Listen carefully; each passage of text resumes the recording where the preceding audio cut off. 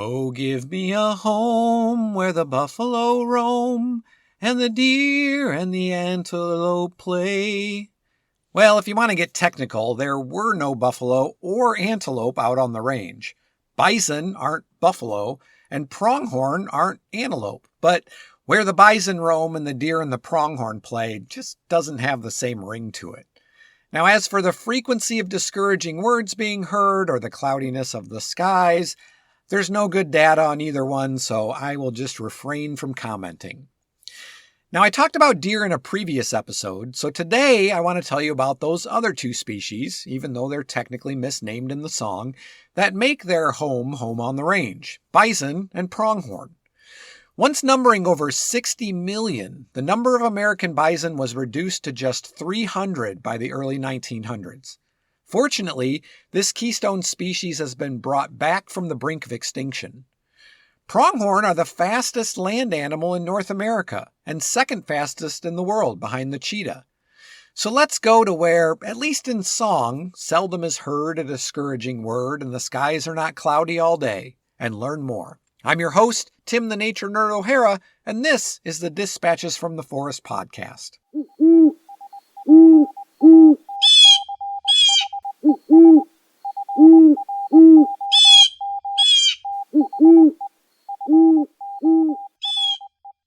Although often referred to as buffalo, the American bison is not actually a buffalo. The two species of true buffalo live in Africa and Asia. The American bison is one of two species of, bison, along with the European bison. But buffalo and bison are related by virtue of being in the subfamily of bovines. Other bovines include yaks and domestic cattle. In fact, American bison are the closest relatives of domestic cattle that are native to North America. There are two subspecies of American bison, the plains bison and the wood bison. The plains bison tends to be a little bit smaller than the wood bison and with a more rounded hump. The wood bison is one of the largest species of bovine in the world. And when it comes to wild animals in North America, the bison is both the heaviest and the longest, and it's the second tallest, coming up shorter than the moose. Large male bison can be nearly 11.5 feet long, females about 9.5 feet long, weigh anywhere between 700 and 2,600 pounds, and stand 6 to 6.5 feet tall. Now, both males and females have horns, which, unlike deer, they don't shed. Antlers are found only on members of the deer family. They're made entirely of bone, and they grow as an extension of the skull. Horns, on the other hand, are a two-part structure. Like antlers, there is an interior portion of bone that's an extension of the skull, but it's covered in a sheath of specialized hair follicles. It's keratin, just like your fingernails. In winter, bison have a long, shaggy, dark brown winter coat. In summer, they shed the winter coat in favor of a lighter weight and lighter brown coat. For the first 2 months of life, calves are lighter in color than mature bison, and on very rare occasions, about 1 in 10 million, calves are born white, either because they're albino, leucistic, which is a condition similar to albinism but with blue eyes instead of pink, or it may be a genetic condition that causes them to be born white but turn more brown as they mature. Now, bison are herbivores, grazing on grasses and sedges of the North American prairie. Their daily schedule involves 2-hour periods of grazing, resting, and cud chewing, then moving to a new location to graze again. We should all have such a grueling schedule. Bison are migratory, and their migrations can be directional as well as between elevations. On average, they travel about 2 miles a day. Bison and their grazing benefits multiple other species. Many bird species depend on the bison to create suitable habitat. Black-tailed prairie dogs prefer heavily grazed areas for their burrows, and black-tailed prairie dogs in turn are also a keystone species of the prairie. They're preyed on by coyotes, eagles, badgers, and endangered black-footed ferrets. Abandoned prairie dog burrows are used by other animals like burrowing owls and swift foxes. Bison also help pronghorn survive the winter by exposing grass and other vegetation that the pronghorn can eat. And I'm going to tell you more about pronghorn here in a minute. The bison's graze and move lifestyle also benefits native plants. Seeds get caught in the bison's fur and are distributed across the prairie as they roam. Bison also spread seeds in their waste, not to mention that they're a mobile fertilizer factory spreading nitrogen-rich paddies across the wide open spaces. Bison's hooves create divots that hold moisture while simultaneously pushing seeds into the soil, like a gardener would. Bison also engage in what's called wallowing behavior. A bison wallow is a shallow depression in the soil. Bison roll in these depressions, covering themselves with dust or mud. Why? Well, no one really knows for sure except the bison, and they aren't talking. But a number of hypotheses have been suggested. It may be a way of grooming during shedding. It might be relief from skin irritation caused by biting insects. It might be a way of reducing ticks and lice, or a way to cool off. Or it might just be fun and a way for the group to bond. Whatever the reason, these wallows have been shown to enhance plant and animal diversity on the prairie. Female bison form maternal herds that include other females and their offspring, although on occasion it also includes some older males. Generally, male offspring leave their maternal herd at about the age of 3 and either live alone or join other males in bachelor herds. These separate male and female herds generally don't mingle until the breeding season, July to September. Within both the maternal and bachelor herds, there's a dominance hierarchy. A bison's place in the hierarchy is usually related to its birth date. Bison born earlier in the breeding season are more likely to be larger and more dominant.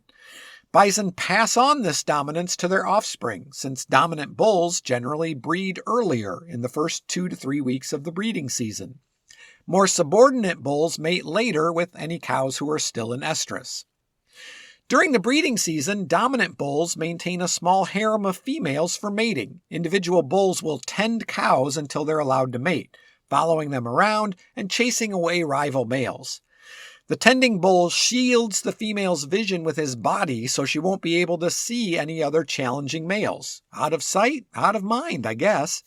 A challenging bull may bellow to get a female's attention, and the tending bull has to bellow back. It sounds like this.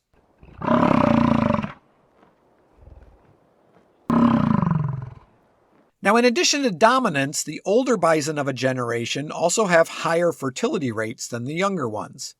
Gestation is about 9 months, after which a single calf is born. Male bison play no part in raising the young. The calf will nurse usually until the next calf is born. On rare occasions, if the cow doesn't get pregnant again the next season, calves may nurse up to 18 months, but most are weaned by the end of their first year. Bison reach sexual maturity at about 3 years of age and live an average of 15 years in the wild. Now, because of their size, healthy adult bison, particularly males, have few natural predators. Wolves and bears will take calves or adults that are injured or weakened for some other reason. Wolves will more actively target herds with calves than those without. When hunted by wolves, calves will run to the nearest adult or the herd, or if the herd is stampeding, they'll run in the front or center of the herd where they're more protected. They'll also enter bodies of water to escape. When fleeing wolves in open areas, cows with young calves take the lead, and bulls take to the rear to guard the cow's escape. Bison will usually ignore wolves that are not displaying hunting behavior. Now, bison are among the most dangerous animals encountered by visitors to national parks, and will attack humans if provoked. Emphasis on if provoked. One study noted that in Yellowstone Park between 1978 and 1992, there were 56 people injured and 2 deaths from bison. And between 2000 and 2015, another 25 were injured. What about 1993 to 1999? I don't know. Everything I found just kept referring back to the study I just mentioned. Apparently, those were dark years that nobody wants to talk about. Now, bison may appear slow because of their lethargic movements, but they can easily outrun humans. Bison have been clocked at up to 45 miles an hour, and they can jump up to 6 feet high. Many a tourist, or as one Facebook page I follow calls them, tourons, have been gored or otherwise injured because they thought it was a good idea to take a selfie with or go in for a close-up picture of the fluffy tactical battle cows.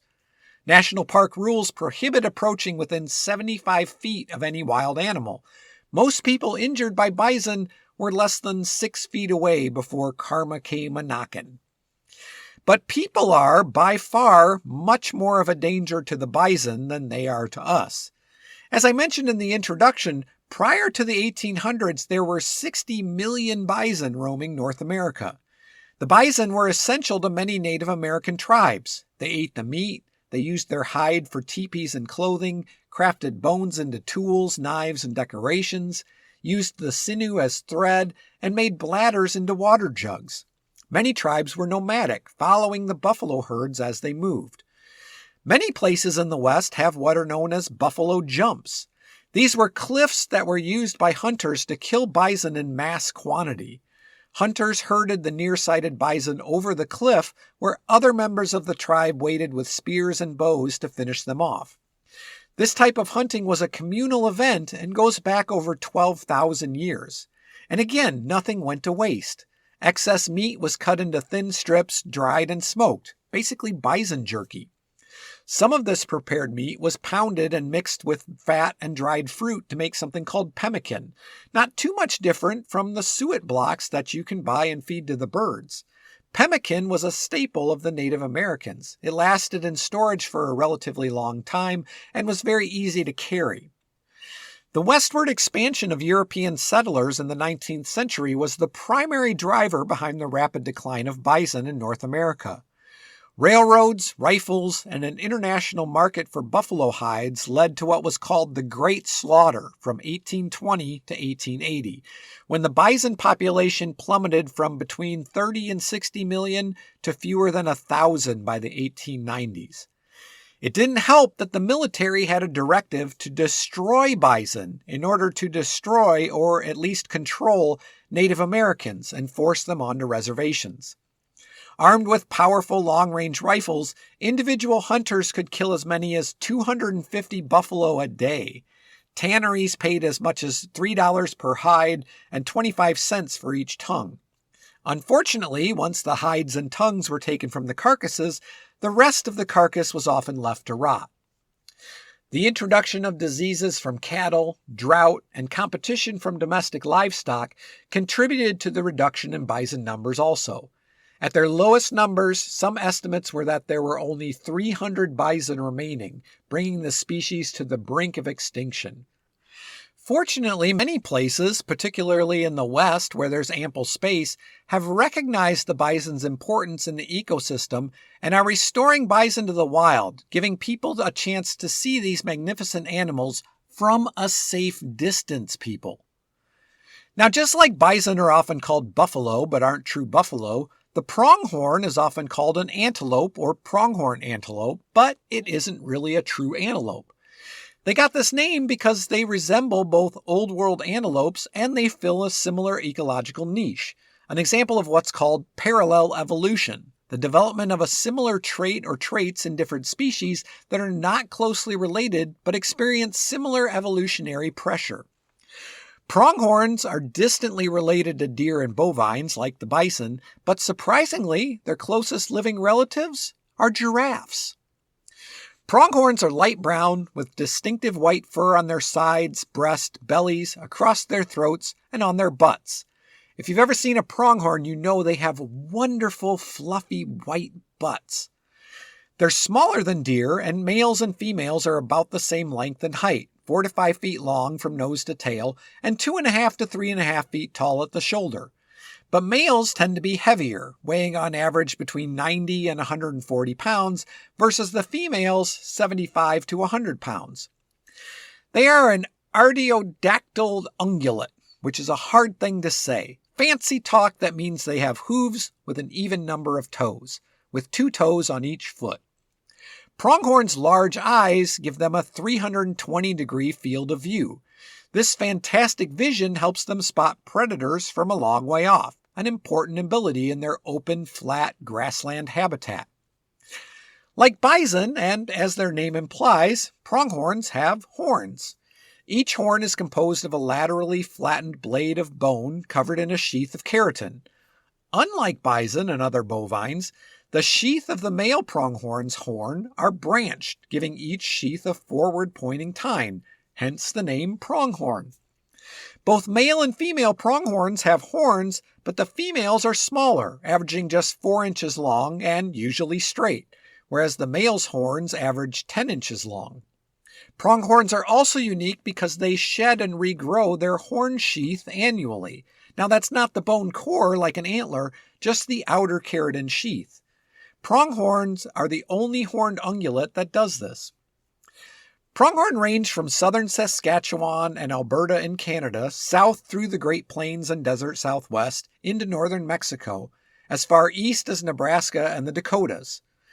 Having evolved in the wide open plains, they're not only the fastest land animal in North America, but in the whole Western Hemisphere. A pronghorn can maintain a top speed of 55 miles an hour for about half a mile, or a lower speed for a longer time. They can run about 4 miles at 35 miles an hour. Now, it may be second in speed to the cheetah, but it can maintain a high speed for longer.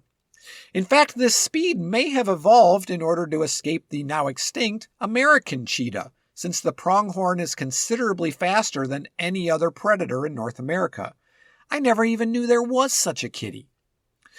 Pronghorn evolved several adaptations to help make them excellent runners. The pronghorn's windpipe, lungs, and heart are all large relative to its body size, allowing it to take in large volumes of air when running.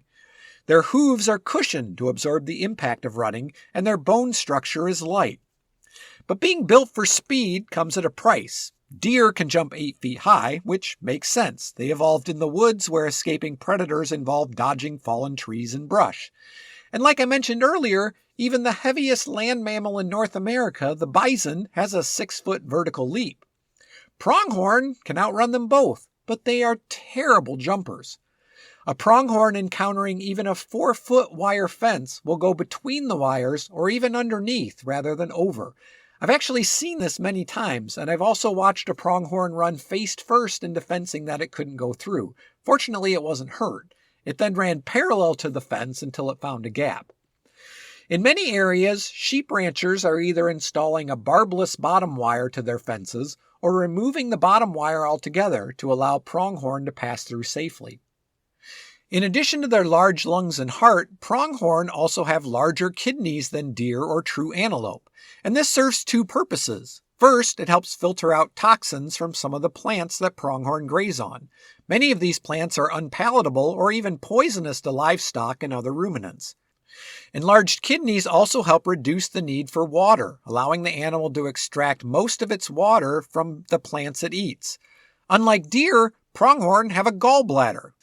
Now, to be honest, I'm not sure why that's significant. I found lots of sources that mentioned it, but nothing that said what it actually means in terms of adaptations, but I still found it interesting. The bile stored in the gallbladder is usually used to digest fats, so it's usually found in omnivores and carnivores, not herbivores. Pronghorns form mixed-sex herds in the winter, and these herds break up in the early spring. Young males will form bachelor herds, females will form harems, and more mature adults will remain solitary.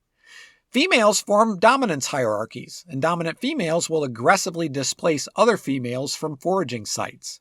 For some reason, in places where precipitation is high, adult males tend to be more territorial, and will defend a fixed territory or a specific harem of females. Pronghorns have a distinct musky odor, and males use scent glands on the sides of their head to mark their territory. They also use vocalizing and will challenge intruding males. Territorial males have better access to resources than bachelor males. Females also employ different mating strategies. Some females are known as sampling females, and they'll visit several males, remaining with each one for a short time before switching to the next male, switching more frequently as estrus approaches. Other females, known as inciting females, start out acting like the sampling females until estrus, but then they cause drama, inciting conflicts between males and mating with the winners. Before fighting, males will first try to intimidate each other. If that fails, they lock horns and may actually try to hurt each other.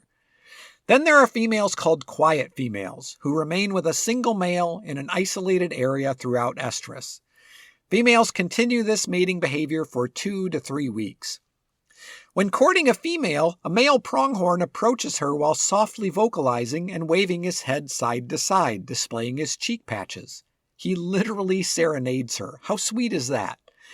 In addition to the scent glands on the sides of his head, pronghorns also have scent glands between their toes and on the rump. A receptive female remains motionless, sniffs the male's scent gland, then allows him to mate with her. Pronghorns have a gestation period of 7 to 8 months, longer than a typical North American ungulate, 6 weeks longer than the deer. Breeding occurs in mid-September, and fawns are born in late May. Females often give birth within days of each other, and twins are not uncommon.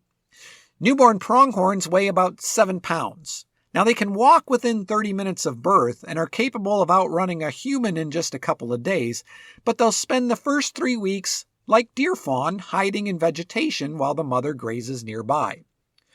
Females return to nurse the fawns about 3 times a day, but spend less than 10 minutes each time. After the fawns turn 3 weeks old, they begin to follow the females as they forage. Several females and their fawns will form nursery herds along with yearling females. Fawns stay with their mothers for about a year, and lifespan is typically about 10 years. I got the chance to see pronghorn up close when we lived at F.E. Warren Air Force Base in Cheyenne, Wyoming. F.E. Warren has the largest, quote, urban, unquote, pronghorn herd in the nation. It was not uncommon to see pronghorn grazing in your front yard on base. In fact, they were so used to people, it was not uncommon for security forces officers to have to put orange cones around a pronghorn fawn that had been born or was hiding, quote unquote, in one of the parking lots. Like deer fawns, people often think that if they see a pronghorn fawn with no mother around, it's been abandoned, and they make the mistake of saving them, which actually will make the mother abandon them. So if you see a fawn, whether deer, pronghorn, or otherwise, and you think it's been abandoned, don't touch it. And with that, listener, I'll ride off into the sunset. But before I go, thank you for listening. Please leave a like and follow or subscribe to the podcast. It's free and it helps me out. If you like what I'm doing and you want to support future episodes, please consider becoming a patron. You can do that by going to patreon.com/dispatches from the forest. If a one-time donation is more your speed, you can do that via PayPal. dispatchesfromtheforest@gmail.com is both my PayPal address and also where you can email me with questions, comments, or suggestions for future episodes. Also, I'm very excited to announce that we have merch now. If you're interested in some Dispatches from the Forest merch, head over to cafepress.com/dispatches from the forest. For additional content, follow Dispatches from the Forest on Instagram, Facebook, and TikTok. I'm your host, Tim the Nature Nerd O'Hara, reminding you to go outside and get dirty.